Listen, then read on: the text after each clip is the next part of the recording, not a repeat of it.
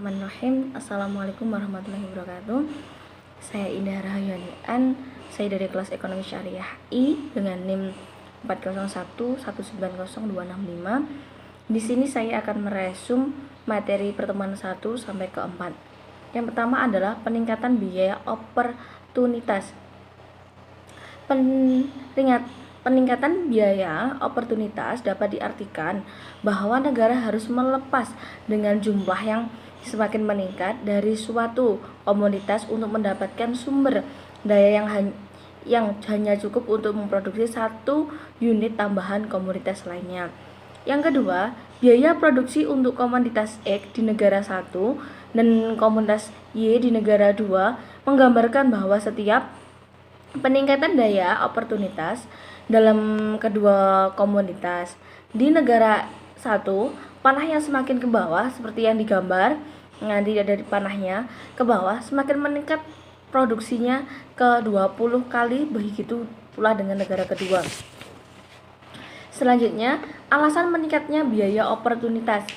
Meningkatnya biaya oportunitas sendiri muncul dapat dikarenakan yang pertama, faktor produksi. Faktor produksi tersebut yang tidak homogen atau semua unit dari faktor produksi yang sama tidak identik dengan kualitas yang sama, walaupun produksinya sama tetapi punya kualitas yang berbeda. Yang kedua, tidak digunakan dalam proporsi intensiasi yang nilainya selalu sama atau tetap dalam produksi semua komoditas. Jadi oleh karena itu, bagi negara yang memproduksi komoditas lebih banyak, maka harus memanfaatkan sumber daya yang banyak pula, yang mana sumber daya tersebut menjadi semakin kurang efisien atau kurang cocok pada komoditas itu sendiri. Akibatnya dari negara tersebut melepaskan lebih banyak dan lebih banyak lagi komoditas kedua untuk dapat sumber daya yang cukup untuk produksi setiap unit tambahan komoditas pertama. Untuk kurva independen masyarakatnya, kurva sendiri itu yang menghubungkan titik-titik komoditas dari jumlah barang tertentu yang yang akan dikonsumsi dan memberikan tingkat kepuasan yang sama atau keadaan di mana konsumen berada dalam keadaan indiferen dalam mengkonsumsi berbagai jenis barang. Terus, sebuah kurva independen masyarakat menunjukkan berbagai komoditas dari kedua komoditas yang menghasilkan kepuasan yang sama dalam mengacu masyarakat dalam satu masyarakat ataupun dalam suatu negara. Selanjutnya, kita akan belajar tentang perdagangan internasional. Perdagangan internasional memainkan peran penting dalam ekonomi pertumbuhan suatu negara dan dalam ekonomi modern.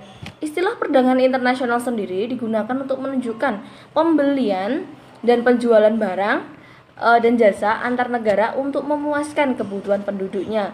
Yang selanjutnya adalah faktor proporsi.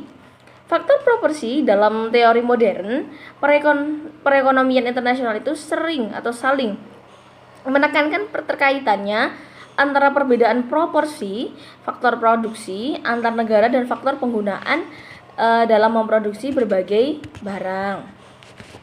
Selanjutnya adalah kelemahan dari teori H-O, yaitu dari jumlah proporsi faktor produksi yang dimiliki masing-masing negara relatif sama, maka harga barang yang sejenis akan sama pula, sehingga perdagangan internasional tidak akan terjadi. Jadi harganya sama, produksinya juga sama, maka perdagangan internasional itu tidak akan terjadi. Kesamaan harga faktor produksi. Harga berbagai faktor produksi beberapa negara sama disebabkan oleh perdagangan bebas. Berdasarkan teori faktor proportions Hacker-Ohlin, jika produksi barang X di negara A diperbanyak, maka permintaan terhadap tenaga kerja juga semakin banyak dan mesin pun akan semakin berkurang. Selanjutnya adalah kita akan belajar di pertemuan ke-3, yaitu pertemuan ke-4, batas kemungkinan produksi. Batas kemungkinan produksi sendiri adalah batas yang sangat penting dalam memodelkan ekonomi sederhana dari produksi dua barang untuk mengetahui konsep efisien, biaya kesempatan atau opportunity cost dan trade-off. Kita tahu bahwa produksi dalam barang dan jasa dalam kegiatan ekonomi sendiri yang nyata di dunia itu tidak hanya terdiri dari komoditas dua barang atau jasa, melainkan kombinasi dari banyaknya barang dan jasa. Selanjutnya adalah faktor batasan penggunaan MRT, laju transformasi marginal. Umumnya tidak konstan dan mungkin perlu sering dihitung ulang, sehingga selain itu barang juga tidak akan didistribusikan secara efisien jika MRT tidak serata dengan MRS. Perbedaan antara MRT dan MRS sendiri adalah perbedaannya dari sudut distribusi marginal. MRS dan konsep ini sebenarnya tidak sama. Tingkat substitusi marginal berfokus pada permintaan, sedangkan MRT berfokus pada pasokan. Nah, jika substitusi marginal menyoroti beberapa banyak unit Y yang dianggap oleh kelompok konsumsi tertentu sebagai komponen untuk satu unit Y yang lebih sedikit. Misalnya sendiri dari konsumsi yang lebih memilih jeruk daripada apel mungkin hanya menentukan kepuasan yang sama jika dia menerima 3 apel sebagai ganti dari 1 jeruk. Syukranil hadamini, bila ada kesalahan atau kurangnya paham saya mohon maaf. Wassalamualaikum warahmatullahi wabarakatuh.